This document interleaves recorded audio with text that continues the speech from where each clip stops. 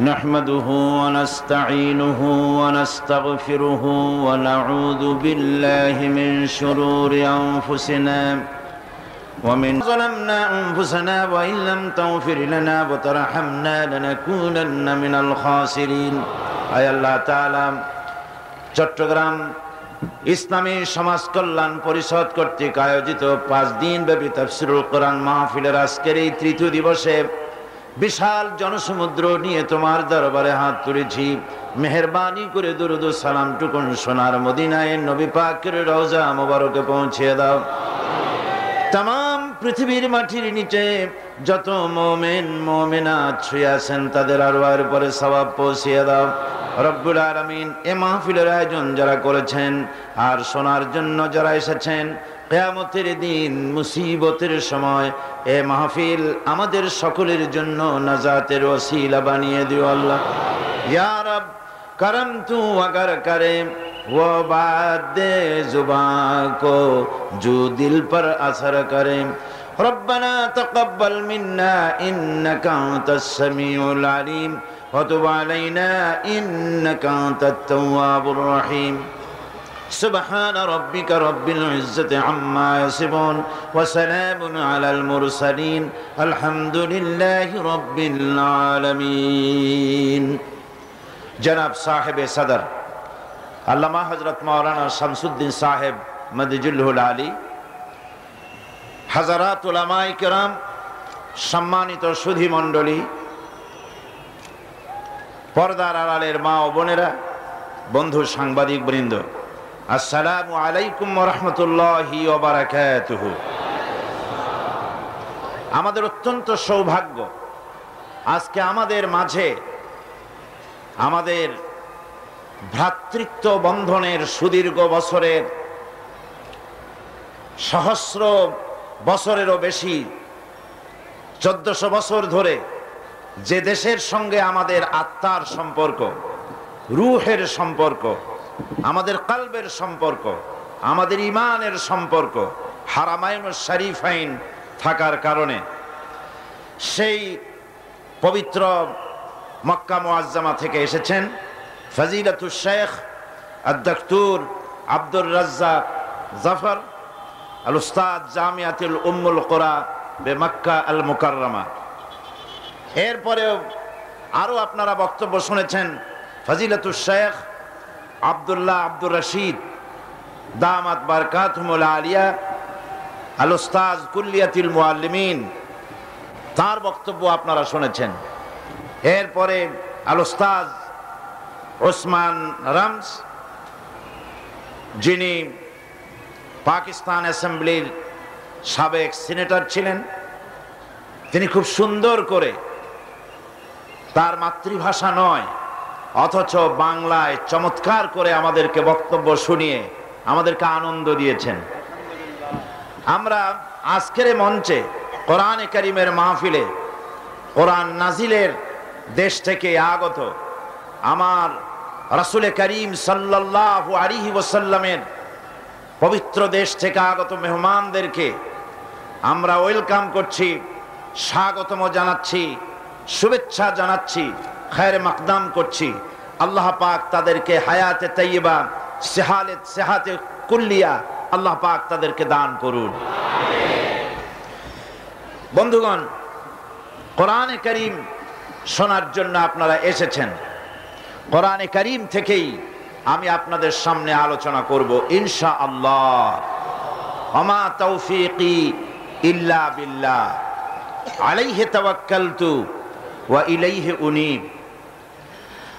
আমি কোরআনে কারীমের আলোচনা করার পূর্বে আর একটি বিষয় আপনাদের সামনে আজকে তুলে ধরতে চাই, কারণ আজ হচ্ছে ঐতিহাসিক 10ই ডিসেম্বর, বিশ্ব মানবাধিকার দিবস। নিশ্চয়ই শিক্ষিত লোকেরা যারা পত্র পত্রিকা পড়েন তারা খবর রাখেন। 1948 সালের এই দিনে প্যারিসে জাতিসংঘের একটা বৈঠক হয়েছিল। জাতিসংঘের সদস্যসমূহ, রাষ্ট্রসমূহ নিয়ে তারা সেখানে বৈঠক করলেন এবং সর্বসম্মতিক্রমে তারা মানবাধিকারের সার্বজনীন ঘোষণা তারা সেখান থেকে দিলেন। 30টি ধারায় সম্বলিত এই ঘোষণাপত্রে মানুষের মর্যাদা, মানুষের সম্মান, স্বাধিকার নিশ্চিত করার জন্য তারা প্রতিজ্ঞাবদ্ধ হলেন। আজকের এই দুনিয়ায় এই মানবাধিকার দিবস পালনের জন্য বক্তৃতা, বিবৃতি, সেমিনার, সিম্পোজিয়ামের আয়োজন হয়েছে বিশ্বজুড়ে। আমার দেশের প্রধানমন্ত্রী এবং প্রেসিডেন্ট মানবাধিকার দিবস উপলক্ষে বাণী দিয়েছেন। আপনারা নিশ্চয়ই জানেন, এই মানবাধিকার দিবসে আমরা তাফসীর, কোরআনে কারীমের তাফসীর হচ্ছে এমন এক সময় যখন দুনিয়াব্যাপী মানবাধিকার দিবস পালন হচ্ছে, অথচ বর্তমান সময় অতীতের যে কোনো সময়ের তুলনায় মানবাধিকার লঙ্ঘিত হচ্ছে বর্তমান পৃথিবীতে। মুসলমান হিসেবে মানুষের মৌলিক অধিকারের ধারণা আমাদের কাছে নতুন কিছু নয়।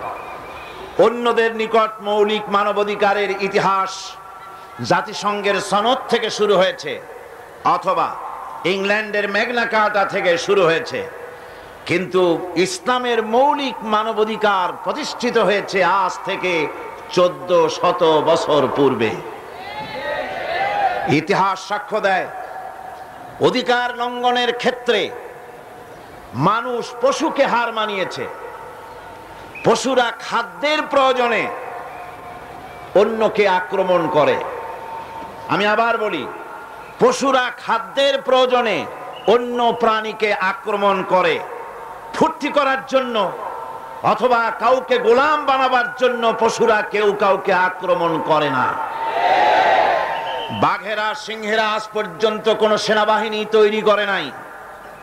পৃথিবীর কোনো ব্যাঙ আজ পর্যন্ত দাঁড়িয়ে বলে নাই যে এই এলাকায় শুধু আমি গ্যাংর গ্যাং করব, আর কেউ আওয়াজ করতে পারবে না। এভাবে করে ব্যাঙ তার স্বজাতিকে শাসায়নি, বাঘ তার স্বজাতিকে শাসায়নি, বরং মানুষ মানুষকে শাসন করেছে। শুধু তাই নয়, শুধুমাত্র দ্বিতীয় বিশ্ব যুদ্ধে মানুষ যত মানুষ মেরেছে, সেকেন্ড গ্রেট ওয়ার্ল্ড ওয়ারে পৃথিবীতে মানুষেরা যত মানুষ মেরেছে, আদম আলাইহিস সালাম থেকে নিয়ে আজ পর্যন্ত হিংস্র পশুরা, বাঘেরা, সিংহেরা, সাপেরা, কুমিরেরা, হাঙ্গরেরা, সমস্ত প্রাণী মিলে এত মানুষ আজও মারতে পারে নাই। গত মাসে আমেরিকার প্রেসিডেন্ট বিল ক্লিনটন তিনি একটা কনফারেন্সে বক্তৃতা করেছিলেন যে আমাদের জন্য বড় সমস্যা যুদ্ধ সমস্যা নয়, অর্থনৈতিক সমস্যা নয়, আমাদের সবচেয়ে বড় সমস্যা আমাদের শিশু, আমাদের কিশোর, আমাদের যুব সমাজ। কারণ সে যুব সমাজ তারা তাদের চরিত্র হারায়েছে। আমেরিকার টিনেজার যারা, অর্থাৎ 20-এর নিচে যাদের বয়স, তাদের সংখ্যা 1.5 কোটির মতো। এদের মধ্যে আন্ডার ক্লাস সোসাইটির সংখ্যা 35 লাখ। ড্রাগ এডিক্টেড হয়েছে 30 লক্ষ, যারা pethidine, heroin, cocaine, church, marijuana, গাঁজা ইত্যাদি যারা সেবন করে, যুবকদের মধ্যে তাদের সংখ্যা 30 লাখের ওপরে। বসবাসের জায়গা নাই আমেরিকায়, এরকম লোকদের সংখ্যা 15 লাখ। আমেরিকার এই করুণ চিত্র হওয়ার কারণ হলো এই, আমেরিকায় ফ্যামিলি স্ট্রাকচার বলে কোনো জিনিস নাই, যেটা আছে মুসলমানদের কাছে, ইসলামের কাছে। সেই ফ্যামিলি স্ট্রাকচার আমেরিকার কাছে নাই। আল্লাহর হেদায়েত অনুযায়ী যদি সেখানে ফ্যামিলি স্ট্রাকচার থাকতো, সন্তান পিতাকে সম্মান করত, পিতা তার সন্তানকে স্নেহ করত, স্ত্রীরা স্বামীকে শ্রদ্ধা করত, ভক্তি করত, স্বামীরা তার স্ত্রীকে ভালোবাসতো, তাহলে আমেরিকার এই করুণ চিত্র হতো না। আমি আপনাদের কাছে স্পষ্ট করে বলতে চাই, আমেরিকা এবং ইংল্যান্ডে কুকুর ছানা তার মালিকের কাছে যে যত্ন পায়, সন্তানগুলি তার মায়ের কাছে সেই যত্ন পায় না। আমার নিজের চোখে আমি দেখেছি ইংল্যান্ড এবং আমেরিকায় মা তার বাচ্চাকে পুশ চেয়ারে করে ঠেলে নিয়ে যাচ্ছে, আর কুত্তার বাচ্চাটা কোলে করে রাখছে। এ দৃশ্য আমার চোখে দেখা। সুতরাং সেখানে মানবাধিকার লঙ্ঘন হয়েছে। এই মানবাধিকারগুলিকে আইনের পরিভাষায় বলা হয় legal rights, positive rights, fundamental rights, একে বলা হয় basic human rights, birth rights of man. এগুলি হলো এর আইনগত পরিভাষা। বাংলা ভাষায় সামগ্রিকভাবে এই মৌলিক মানবাধিকার এগুলিকেই আমরা চিহ্নিত করে থাকি। এসব অধিকার মানুষকে অত্যাচার এবং জুলম থেকে রক্ষা করে। কিন্তু আজ পৃথিবীতে মানুষেরা এই অধিকার হারায়েছে। অতি সম্প্রতিকালে আমেরিকার প্রাক্তন প্রেসিডেন্ট মিখাইল গর্বাচেভ তিনি একটা বই লিখেছেন। বইটির নাম হচ্ছে পেরেস্ট্রাইকা। নামটা মনে রাখুন, রুশ ভাষায় বইটির নাম পেরেস্ট্রাইকা। তিনি এই বইতে উল্লেখ করেছেন, যখন থেকে আমরা আমাদের নারীদেরকে আমাদের ঘর থেকে বের করে দিয়েছি, তখন থেকে আমাদের সন্তানগুলি লাওয়ারিস হয়ে গিয়েছে। আমাদের সন্তানগুলিকে ঘরে আর দেখার কেউ নাই। কোনটা রং, কোনটা রাইট, কোনটা ভালো, কোনটা মন্দ বোঝাবার মতো ঘরে আর লোক লইল না। ফলে আমাদের সন্তানগুলি সব খারাপ হয়ে গেল। আমেরিকায় যারা বিবাহ করে তাদের প্রথম বিবাহ বার্ষিকীতেই বিবাহ ভেঙে যায় 60%, শতকরা 60% বিবাহ ভেঙে যায়। ইউরোপের সংখ্যা 50%। আর বিয়ে করার আগে লিভ টুগেদার, একসঙ্গে এক্সপেরিমেন্টের জন্য 5-6 বছর কাটায়, তারপরে বিয়ে করে। এসব কারণে শিশু জন্মাবার থেকেই তারা অধিকার হারা হয়ে যায়। আমার দেশে চাকরি করার জন্য জিজ্ঞেস করা হয় তোমার নাম কি, বলা হয় আমার নাম এই, বাবার নাম কি অমুক। কিন্তু সে দেশে বাপের নাম জিজ্ঞেস করা হয় না। প্রথমে লিখতে হয় নিজের নাম, পরে লিখতে হয় মায়ের নাম। কারণ গাভী জানে না কোন ষাঁড়ের বিচে এই বাছুর এসেছে পৃথিবীতে। আজকে এই দুর্দশা হচ্ছে পৃথিবীর বুকে। দ্বিতীয় বিশ্বযুদ্ধের পূর্বে সামগ্রিকভাবে পৃথিবীর মানুষগুলি একান্নভুক্ত ছিল। কিন্তু দ্বিতীয় বিশ্বযুদ্ধে মানুষ মারা গেল, শুধু পৃথিবীতে পুরুষ মারা গেল 1 কোটির মতো। 1 কোটি পুরুষ মারা যাওয়ার পর নারীগুলি কাজের জন্য, রুজির জন্য পেটের দায়ে রাস্তায় বেরোলো। ক্যাপিটালিস্টরা বলল যে আমরা নারীদেরকে অধিকার দিয়ে দিলাম। নারীরা যখন কাজের জন্য ময়দানে নামলো, সাংবাদিক ভাইয়েরা, বুদ্ধিজীবী ভাইয়েরা, শিক্ষিত ভাইয়েরা, মা বোনেরা খুব মনোযোগ সহকারে শুনুন। নারী যখন তার রুজি এবং রুটির জন্য ময়দানে নামলেন, তখন সবচাইতে বড় দুটো সমস্যার সম্মুখীন তারা হলেন। একটি হলো পুরুষের চাইতে তাদের বেতনের বড় রকমের বৈষম্য ঘটে গেল, তাদের বেতন হলো কম। আজও বাংলাদেশে যত গার্মেন্টস ফ্যাক্টরি আছে, নারীকে সবচাইতে কম বেতন দেওয়া হয়। 300 টাকার বেশি বেতন আছে বলে আমার জানা নাই। মানবাধিকার তোমরা আমাদের শেখাও, নারীরা বেতন পেল কম। আরেকটি বড় সমস্যার সম্মুখীন হলেন নারীরা, তা হলো চাকরির জন্য। চাকরির ক্ষেত্রে পর পুরুষের সাথে অবাধ মেলামেশার কারণে তাদের সতীত্ব, তাদের ইজ্জত, তাদের আব্রু ধুলায় ধূসরিত হয়ে গেল। নৈতিক চরিত্রের অবক্ষয় ঘটলো, এই ছড়িয়ে পড়লো গোটা বিশ্বময়। রাজনীতিতে আজ মানবাধিকার লঙ্ঘন হয়েছে। পাশ্চাত্য মনে করে ফরাসি বিপ্লবের পর মানুষকে 3টা অধিকার দেওয়া হয়েছে। কয়টা? 3টি। বলার স্বাধীনতা, চিন্তার স্বাধীনতা, সংগঠন করার স্বাধীনতা। অথচ আজকের পৃথিবীতে আমরা জানি ফ্রান্সের অধীনে আলজেরিয়া 600 বছর আলজেরিয়া শাসন হলো। এই আলজেরিয়ায় 1992 সনের নির্বাচনে ইসলামিক সালভেশন ফ্রন্ট যখন বিপুল ভোটে বিজয় লাভ করলো, তখন ফ্রান্স আলজেরিয়ার সেনাপতি জেনারেল জারুয়ালকে দিয়ে নির্বাচন বাতিল করে ইসলামিক সালভেশন ফ্রন্টের 60,000 মুজাহিদকে হত্যা করেছে। জাতিসংঘের চার্টার তৈরি হয়েছিল যে 3টি কারণে, সে কারণগুলি তারা লঙ্ঘন করলো। জেনারেল নরিয়াগাকে আমেরিকা ধরে নিয়ে গেল, জাতিসংঘ নীরব। বসনিয়া মুসলমানদেরকে সার্বিয়ানরা হত্যা করলো, তাদের অস্ত্র কেনার উপরে এমবার্গো দিল, জাতিসংঘ নীরব। Chechnya, Bosnia, Somalia, Eritrea, Afghan, Palestine, Kashmir মানবাধিকার লঙ্ঘন হচ্ছে, পৃথিবী কথা বলছে না। গতকালকের পত্রিকায় দেখলাম আমাদের প্রধানমন্ত্রী তেহরানে ওয়াইসি সম্মেলনে মানবাধিকারের কথা বলেছেন, ইসলামের অধিকারের কথা বলেছেন। তিনি বলেছেন ইসলামের মুসলমানদেরকে নির্যাতন করা হচ্ছে প্যালেস্টাইনে, করা হচ্ছে আফগানে, করা হচ্ছে সোমালিয়ায়, করা হচ্ছে চেচনিয়ায়, করা হচ্ছে বসনিয়ায়। কিন্তু আনফরচুনেটলি আমাদের প্রধানমন্ত্রী সারা দুনিয়া ঘুরলেন, কিন্তু বাড়ির কাছের কাশ্মীরের কথা বলতে পারলেন না। এর থেকে লজ্জা আর কিছুই হতে পারে না একটা জাতির।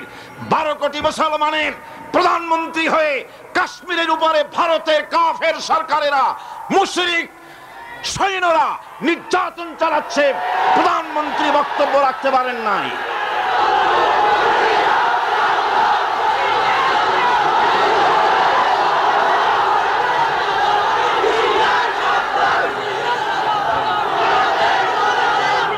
আজ আমাদের বন্ধু নাই দুনিয়ায়, আমাদের বন্ধু কেবলমাত্র কে? চিল্লায় বলুন, আমাদের বন্ধু কে? আল্লাহ রাব্বুল আলামিন। মুসলমানদের সাথে আমেরিকা এবং ইউরোপ দুশ্মনী চালাচ্ছে, মারাত্মক দুশ্মনী করছে। নিউ ইয়র্ক ওয়ার্ল্ড ট্রেড সেন্টারে বোমা বিস্ফোরণ হলো, তারা দায়ী করলো কারে? বলেন কারে? মুসলমানকে দায়ী করা হলো। ওকলাহামায় বোমা বিস্ফোরণ হলো, দায়ী করলো কারে? মুসলমানদেরকে। লন্ডন লিবিয়ান দূতাবাসের সামনে বোমা বিস্ফোরণ হলো, দায়ী করা হলো কাকে? মুসলমানদেরকে। বোমা যেখানেই পড়ে মুসলমানেরাই দায়ী, দুনিয়ার কেউ দায়ী না। আমেরিকা দুনিয়ার টেররিস্ট সন্ত্রাসীদের লিস্ট করলো, পৃথিবীতে কত সন্ত্রাসী রাষ্ট্র আছে, সেই সন্ত্রাসী লিস্টে পাকিস্তান, ইরান, ইরাক, সুদান এসব মুসলমান দেশের নাম আছে। কিন্তু যে দেশটি সন্ত্রাসের উপরে ভিত্তি করে জন্ম হয়েছে, সেই ইসরায়েলের নাম আমেরিকান টেররিস্ট লিস্টের ভিতরে দেওয়া হয় না। সুতরাং আজ আমাদেরকে আজ জাতিসংঘের দিকে তাকায় থাকলে হবে না। খ্রিস্টান এবং ইহুদি কর্তৃক পরিচালিত জাতিসংঘ মুসলমানদের কোনো উপকার করবে না। আজ আমি বলতে চাই, শারকুল আওসাত থেকে শুরু করে মধ্যপ্রাচ্য থেকে শুরু করে সারা পৃথিবীর সমস্ত মুসলমানদেরকে আলাদা মুসলিম জাতিসংঘ তৈরি করতে হবে। এছাড়া মুসলমানদের বাঁচার কোনো পথ নাই। মানবাধিকারের জন্য কথা বলেছেন আমার রাসূল করিম সাল্লাল্লাহু আলাইহি ওয়াসাল্লাম। ওয়ান আব্দুল্লাহ বিন উমর রাদিয়াল্লাহু তাআলা আনহুমা قال قال رسول الله صلى الله عليه وسلم في حجة الوداع ألا إن الله حرم عليكم دماءكم وأموالكم كيومكم هذا وبلدكم هذا وشهركم هذا رواه البخاري। রাসূল করিম সাল্লাল্লাহু আলাইহি ওয়াসাল্লাম বলেছেন, আজকের এই দিন আল্লাহ রাব্বুল আলামিন তোমাদের রক্ত, সম্পদ এবং ইজ্জতকে এভাবে পবিত্র করেছেন, যেভাবে পবিত্র করেছেন আজকের এই দিনকে, এই হজের দিনকে, ইয়াউমে আরাফাকে যেভাবে পবিত্র করেছেন, মক্কা নগরীকে যেভাবে পবিত্র করেছেন, এই মাসকে যেভাবে পবিত্র করেছেন, তোমাদের রক্ত এবং সম্পদ সেইভাবে আল্লাহ পাক পবিত্র ঘোষণা করছেন। একে অপরের রক্তকে হরণ করতে পারবে না, কারো মাল হরণ করতে পারবে না, কারো অধিকারকে ক্ষুণ্ণ করতে পারবে না। মানবাধিকারের পৃথিবীর সর্বশ্রেষ্ঠ প্রবক্তা হচ্ছেন জনাবে মুহাম্মদ রাসূলুল্লাহ সাল্লাল্লাহু আলাইহি ওয়াসাল্লাম। কোরআনের হেদায়েত মেনে, রাসূলের হেদায়েত মেনে যদি আমরা অগ্রসর হই, তাহলে আমাদের জন্য দুঃখ থাকবে না, দৈন্য থাকবে না। গোটা পৃথিবীতে মানবাধিকার প্রতিষ্ঠিত হবে, মানবাধিকার লঙ্ঘিত হবে না। এই মানবাধিকার দিবসে আমার পক্ষ থেকে এই কথাগুলি রাখার পর আমি এখন আপনাদের সামনে কোরআনে কারিমের তাফসীরের দিকে এগোচ্ছি। আপনারা জানেন আমরা এখানে সূরা ওয়াল আসরের তাফসীর করতেছিলাম, অর্থাৎ এই পৃথিবীর মানুষের লাভ কোথায়, ক্ষতি কোথায়, সমৃদ্ধি কোথায়, বাঁচার পথ কোথায়, আমাদের প্রবৃদ্ধি কোথায়, উন্নতি কোথায়, সে ব্যাপারে আমরা কথা বলতেছিলাম। আসুন সূরাটিকে আবার পড়ি। আউযু বিল্লাহি মিনাশ শাইতানির রাজীম। বিসমিল্লাহির রাহমানির রাহিম। ওয়াল আসরি ইন্নাল ইনসানা লাফী খুসর إلا الذين آمنوا وعملوا الصالحات وتواصوا بالحق وتواصوا بالصبر صدق الله العظيم। আল্লাহ পাক শপথ করে বলছেন, গোটা বিশ্বের সমস্ত মানব মণ্ডলীর জীবন ব্যর্থ, এর কোনো দাম নাই, বিফল। মানুষের জীবন সফল হবে কয়টা কাজ করলে, মনে আছে কয়টা? তার কয়টা আমি বলেছি? একটাও শেষ করতে এখনো পারা যায়নি। এই ঈমান আনলে পরে যারা ঈমানে সমৃদ্ধ হয় তাদেরকে আল্লাহ পাক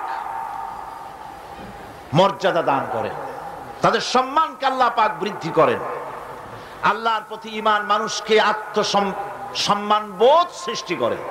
কারণ মানুষ আল্লাহর প্রতি ঈমান আনার আগে তারা পাথর পূজা করত, তারা গাছকে পূজা করত, সাপকে পূজা করত, তারা সূর্যকে পূজা করত, আগুনকে পূজা করত। আল্লাহ রাব্বুল আলামিন ঘোষণা করছেন, ইন্নাল্লাযীনা তাদউনা মিন দুনিল্লাহি ইবাদুন আমসালুকুম। আল্লাহ পাক বলেন, আমাকে বাদ দিয়ে তোমরা যাদেরকে তোমরা ডাকো, যাদেরকে সম্মান করো, যাদের সামনে মাথা নত করো, এরা তোমার মতো আমার গোলাম। সূর্য আমার গোলাম, চন্দ্র আমার গোলাম, গাছপালা, পাহাড় পর্বত সবই আমার গোলাম। তোমরা নিজেরা গোলাম হয়ে এই গোলামের সামনে মাথা নত করো, এরা তোমার কোনো উপকার সাধন করতে পারবে না, কোনো উপকার এরা তোমার করতে পারবে না। সুতরাং ঈমান মানুষকে সমৃদ্ধ করে, মাথা নত করতে শিখায় কেবলমাত্র কার সামনে? যখনই আমরা পড়েছি লা ইলাহা ইল্লাল্লাহু মুহাম্মাদুর রাসূলুল্লাহ, এই কালেমা যখন আমরা উচ্চারণ করেছি তখন আমাকে এই কালেমা শিখায়েছে মাথা নত করা কারো সামনেই চলবে না, একমাত্র আল্লাহ রাব্বুল আলামিন ছাড়া। তিনি ছাড়া কারো কোনো শক্তি নেই, সমস্ত শক্তির উৎস কে? আন্নাল কুওয়াতা লিল্লাহি জামিআ, সমস্ত ক্ষমতার উৎস কেবলমাত্র কে? আল্লাহ পাক। সেজন্য আপনারা আমাকে জবাব দেন, খেতে দেওয়ার মালিক কে? জোরে বলতে হবে, খেতে দেওয়ার মালিক কে? পড়তে দেওয়ার মালিক কে? হাসাবার মালিক কে? কাঁদাবার মালিক কে? হায়াতের মালিক কে? মওতের মালিক কে? ক্ষমতা দেওয়ার মালিক কে? ক্ষমতা ছিনায় নেওয়ার মালিক কে? ফাআলুল লিমা ইউরিদ, যা খুশি তাই তিনি করেন।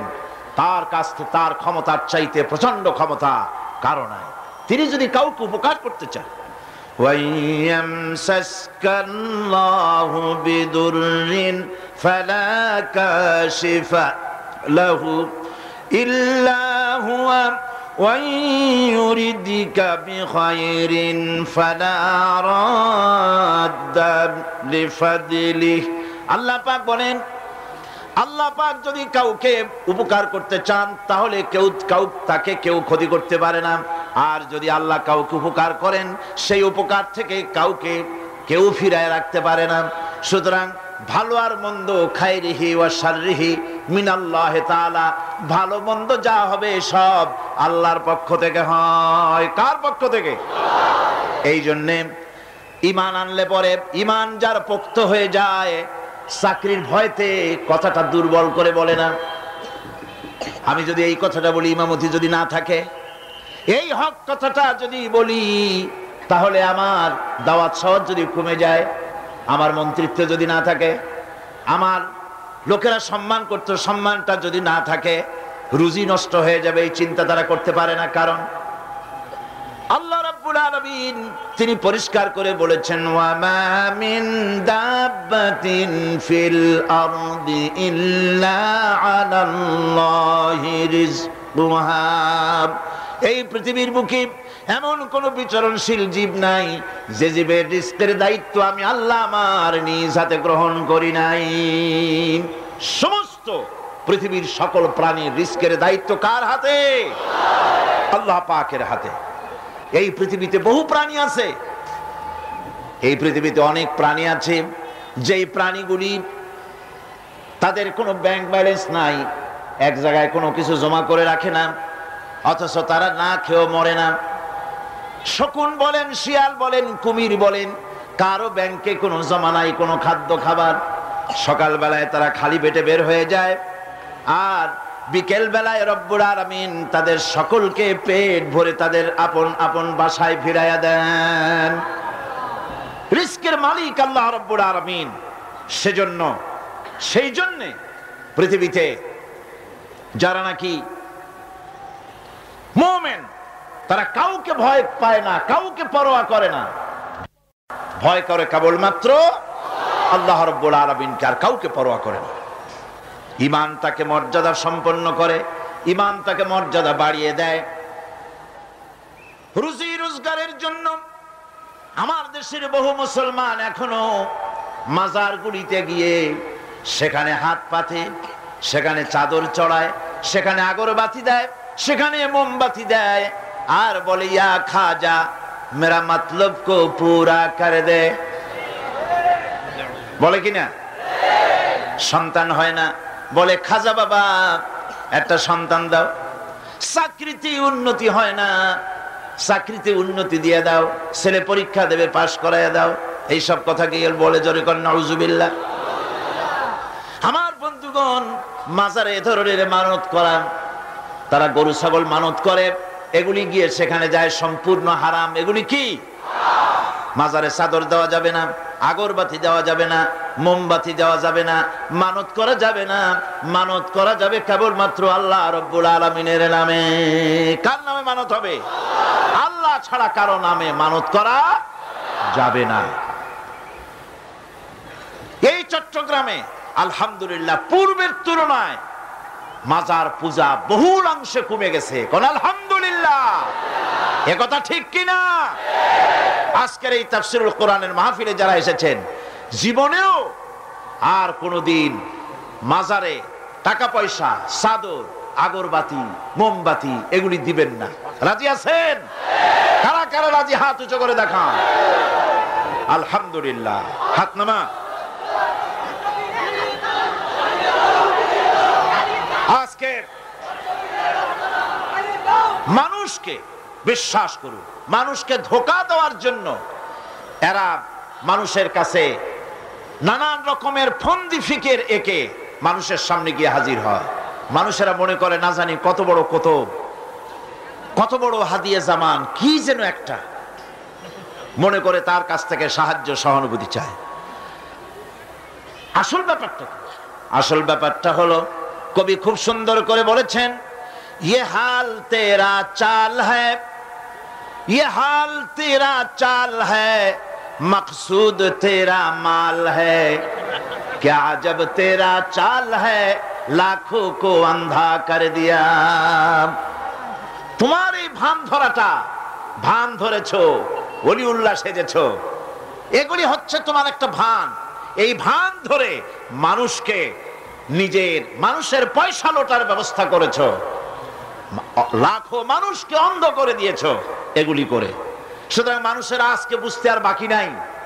মানুষ আজ মাজারমুখী হওয়ার চাইতে মসজিদমুখী বেশি হচ্ছে। কোন আলহামদুলিল্লাহ, যারা কোন আলহামদুলিল্লাহ। আমার বন্ধুগণ, ইসলাম মানুষকে শিখায়, মানুষ যখন ঈমান আনে, আল্লাহ পাক বলেন ক্ষতি থেকে বাঁচার জন্য ইল্লাল্লাযীনা আমানু, যারা ঈমান এনেছে। ঈমান আনলে পরে যে উপকারটি তার হয় তা হলো তার মধ্যে বিনয় এবং বিনম্রতা আসে, সে অহংকারী হয় না। মুমিন কখনো অহংকারী হয়? কিসের অহংকার? টাকা পয়সার অহংকার করবে। আল্লাহ পাক যদি ব্রেন টিউমার দিয়ে দেন, হার্টের মধ্যে যদি ক্যান্সার করে দেন, ব্লাডের ভিতরে যদি ক্যান্সারের জার ঢুকায় দেন, সারা জীবনে যা কামাই করেছো সব শেষ করলেও রোগ সারবে না। কথা ঠিক কিনা? এই জন্য আল্লাহ রাব্বুল আলামিন কোরআনে কারীমের মধ্যে পরিষ্কার করে বলেছেন, যারা অহংকার করো, আমার আইন ভালো লাগে না, আমার দিন পছন্দ হয় না, আমার ইসলাম ভালো লাগে না, যদি পছন্দ না হয় বেরিয়ে যাও।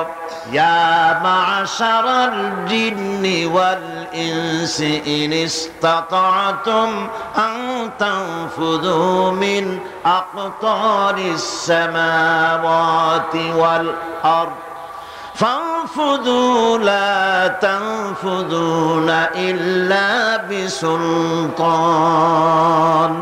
ইয়া মা'শারাল জিন, হে পৃথিবীর জেনেরা, ওয়াল ইনস, এবং পৃথিবীর মানুষেরা, যদি সম্ভব করতে পারো আমার এরিয়া থেকে, আমার বিশ্ব থেকে, আমার পৃথিবী থেকে বেরিয়ে যাও। পারবে না, বেরিয়ে যেতে পারবে না। আকাশ আর জমিন দিয়ে এমন ভাবে কভার করেছি, এমন ভাবে প্যাকেট করে দিয়েছি, আমার এই এরিয়া ছেড়ে বেরিয়ে যাওয়ার কোনো উপায় নাই। আছে উপায়? কোনো উপায় নাই। সুতরাং অহংকার করো না। টাকার অহংকার, বিদ্যার অহংকার, স্বাস্থ্যের অহংকার করো না। অনেকে স্বাস্থ্যের অহংকার করে। আমি বলি, স্বাস্থ্য খুব ভালো, খুব ভালো। হাঁটার সময় মাটি মসমস করতে থাকে। আপনি কি করতে পারবেন এই অহংকার করে? আল্লাহ পাক বলছেন, ওয়ালা তামশি ফিল আরদি মারহান ইন্নাকা লান তাখরিকাল আরদা ওয়া লান তাবলুগাল জিবালা তুলা। আমার এই জমিনের উপরে অহংকার করে হেঁটো না। তুমি তোমার পায়ের আঘাত দিয়ে আমার জমিনটাকে ধসায় দিতে পারবে না।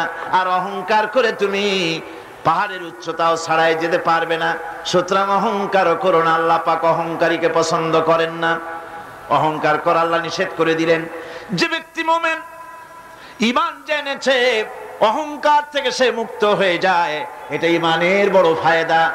যে ব্যক্তি পড়েছে লা ইলাহা ইল্লাল্লাহু মুহাম্মাদুর রাসূলুল্লাহ, এই কালেমা যেই পড়লো অহংকার থেকে মুক্ত হয়ে গেল। জিকির করুন সুবহানাল্লাহ, আলহামদুলিল্লাহ, লা ইলাহা ইল্লাল্লাহ, সুবহানাল্লাহ, আলহামদুলিল্লাহ, লা ইলাহা ইল্লাল্লাহ।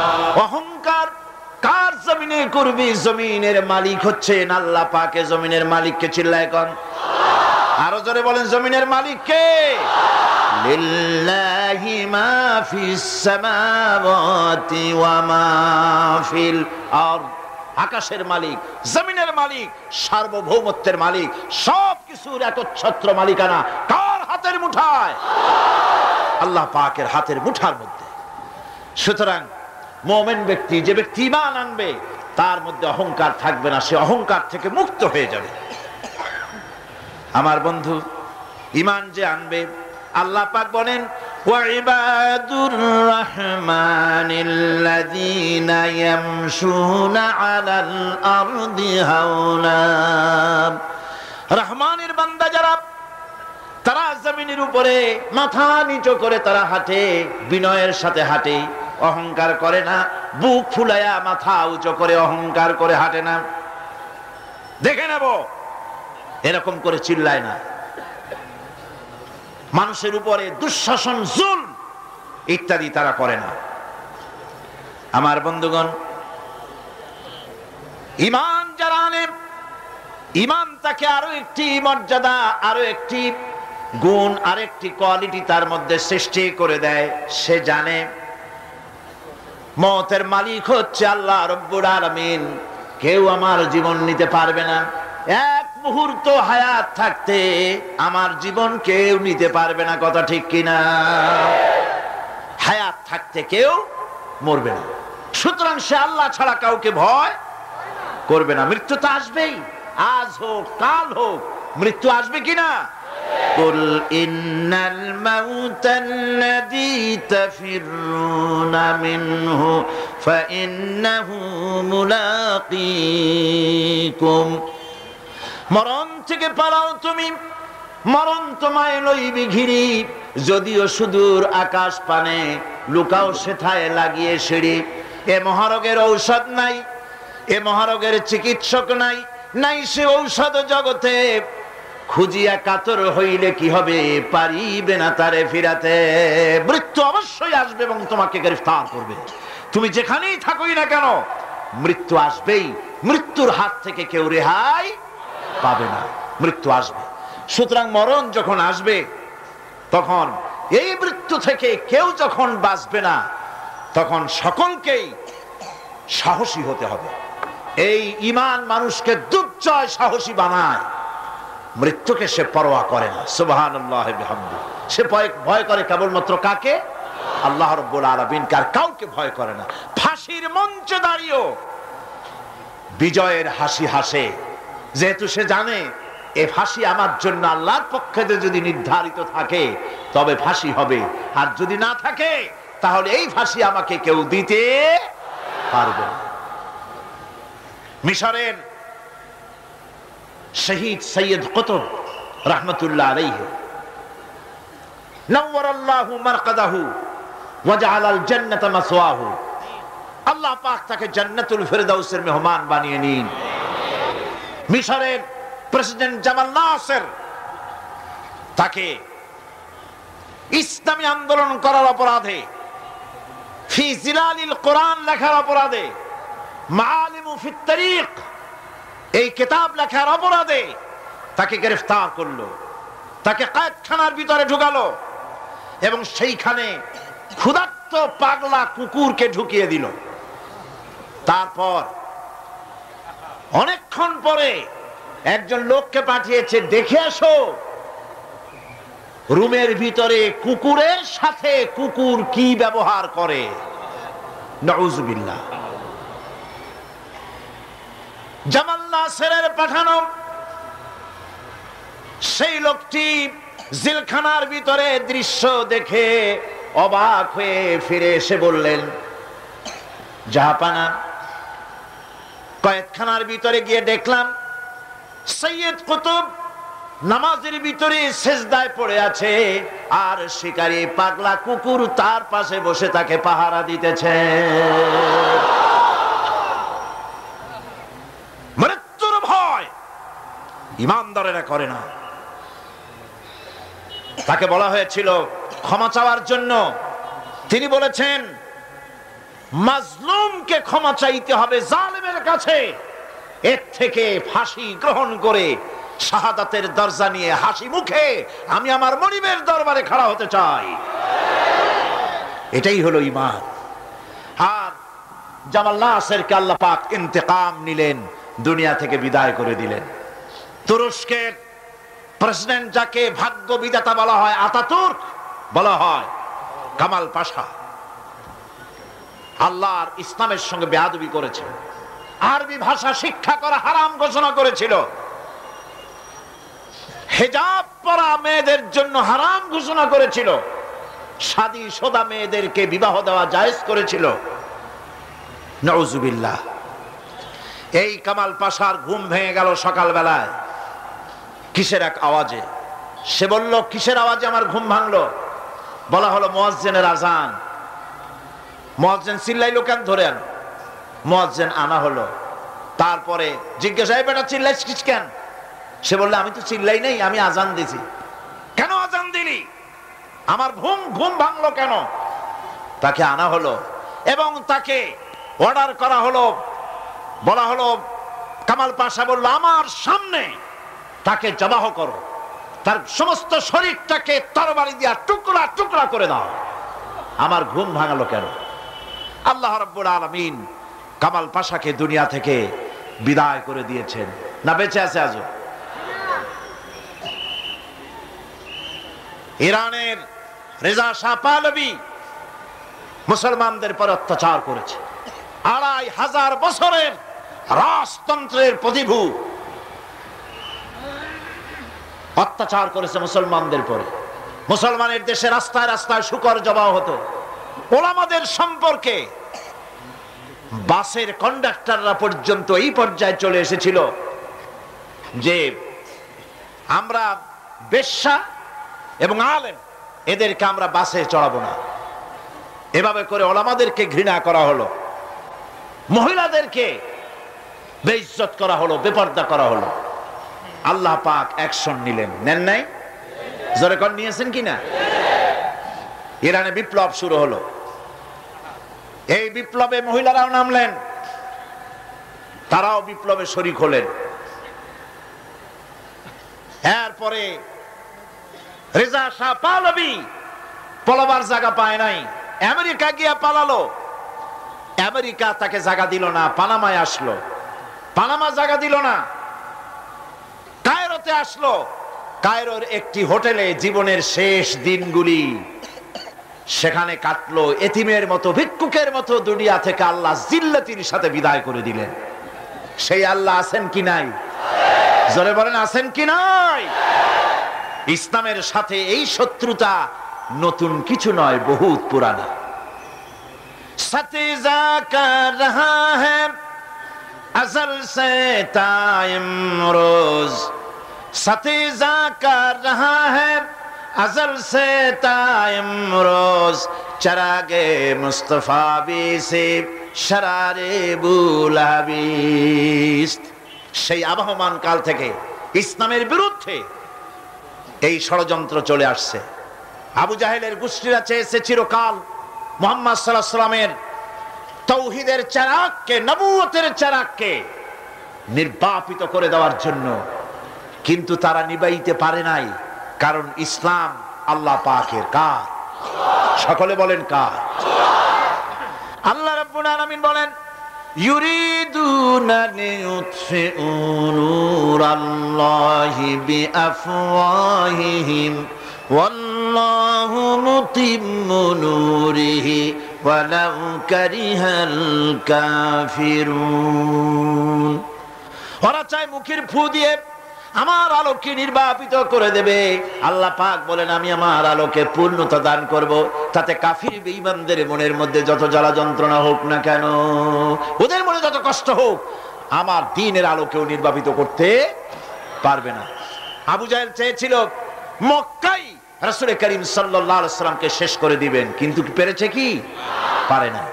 আবু জাহেলের গোষ্ঠী শেষ হয়েছে, কিন্তু রাসূল করিম সাল্লাল্লাহু আলাইহি ওয়াসাল্লামের আওয়াজ বিশ্বময় চালু আছে। ওয়ারাফানা লাকা যিকরাক, আল্লাহ পাক বলেছেন, আমি আপনার প্রশংসার দিগন্তকে বিশ্বময় ছড়িয়ে দেব। সুবহানাল্লাহ বিহামদি। আজ লন্ডনে, আমেরিকায় আযান হয় মসজিদে। সেই আযান আগে হতো মসজিদের ভেতরে, আর খ্রিস্টানদের গির্জার ঘন্টা বাজতো মসজিদের বাইরে। মুসলমানেরা কেস করলো কোর্টে, একই ধর্মীয় কারণে খ্রিস্টানরা গির্জার বাইরে ঘন্টা পিটায়, আর আমাদের একই ধর্ম, আমরাও মানুষকে আহ্বান জানাই আযানের মাধ্যমে, সেটা মসজিদের মধ্যে দিতে দেওয়া হয়। এই আইনের আমরা প্রতিবাদ করছি। 3 বছর কেস চলল। 3 বছর কেস চলার পর ইংল্যান্ডে এখন মসজিদগুলিতে হর্ন বাইরে দিয়ে আযান শুরু হয়ে গেছে। লন্ডনের বুকে মসজিদের আযান মাইকে যখন ছড়িয়ে পড়লো, আমার মনে পড়লো তখন বিশ্বকবি, কবি সম্রাট আল্লামা ইকবাল রহমতুল্লাহ আলাইহির কথা। তিনি কি সুন্দর করি না বলেছেন, मगरिब की वादियों में गूंजी अज़ां हमारे, मगरिब की वादियों में गूंजी अज़ा हमारी, थमथा न था किसी से सैल रवा हमारा।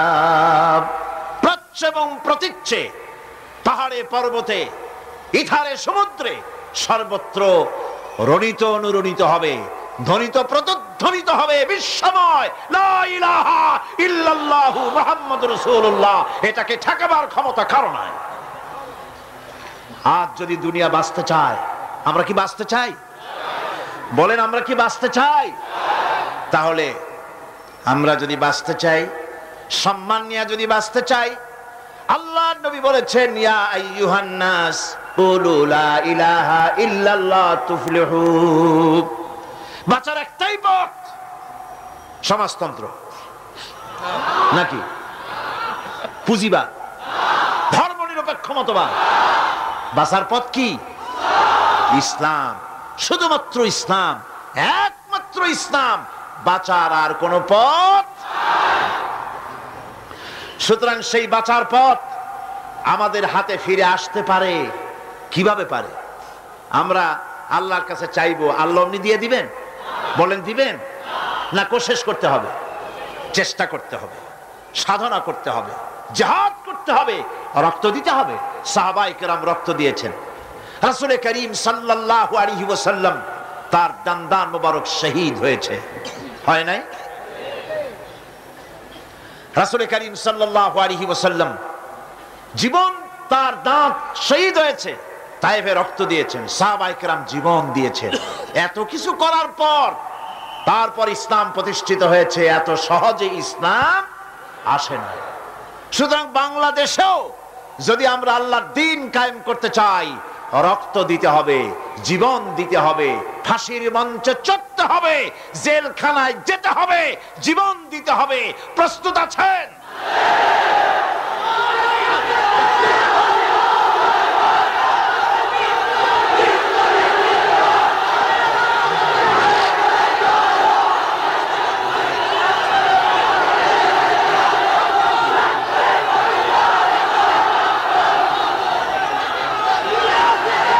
আমার বন্ধুগণ, আজ যদি আমরা জিহাদি প্রেরণায় দ্বীন প্রতিষ্ঠার পথে এগিয়ে আসি, তাহলে এর পরিণতিতে পাবো আমরা জান্নাত। কি পাবো? জান্নাত হচ্ছে সবচাইতে বেশি লোভনীয়, আর জাহান্নাম হচ্ছে সবচাইতে বেশি নিকৃষ্ট, ভীতিপ্রদ। সেই জাহান্নাম থেকে বাঁচার জন্য আর জান্নাত পাবার আশায় সেই পথে আমাদেরকে অগ্রসর হতে হবে, সেই পথে, জিহাদের পথে এগিয়ে যেতে হবে। আমাদেরকে কেউ ক্ষতি করতে পারবে না, কেউ আমাদেরকে ধ্বংস করতে পারবে না, যদি আমরা আল্লাহর পথে থাকি। আল্লাহর পথেই আমাদের জানমাল ব্যয় করতে হবে। কারণ আল্লাহ পাক কোরআন শরীফের মধ্যে বলেছেন, ইন্নাল্লাহা আশতারা মিনাল মুমিনিনা আনফুসাহুম ওয়া আমওয়ালাহুম বিআন্না লাহুমুল জান্নাহ। আল্লাহ রাব্বুল আলামিন বলেন, আমি আমার মুমিনের জান এবং মালকে আমি খরিদ করে নিয়েছি, বিনিময়ে আমার মুমিনকে আমার জান্নাত দান করেছি। সুবহানাল্লাহ।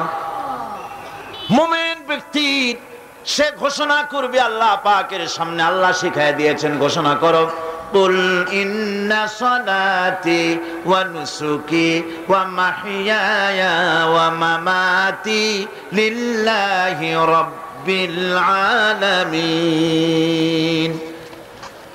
বলো, আমার জান, আমার মাল, আমার সবকিছুকে আমি আল্লাহর ওয়াস্তে, আমার নামাজ, আমার হায়াত, আমার কুরবানি, আমার মত, সবকিছু আল্লাহর জন্য নিবেদিত করে দিলাম। কার জন্য?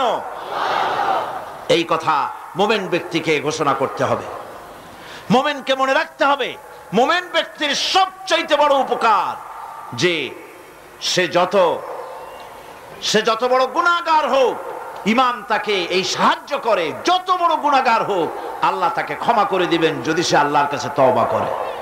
সে যদি মাপ চায়, আল্লাহ তাকে তওবা করলে মাফ করে দিবেন। এটা হলো ইমাম তাকে নিরুৎসাহিত করে না, ইমাম তাকে নিরাশ করে না, ইমাম তাকে আশার আলো তার বুকের মধ্যে জ্বালিয়ে দেয়। আলহামদুলিল্লাহ।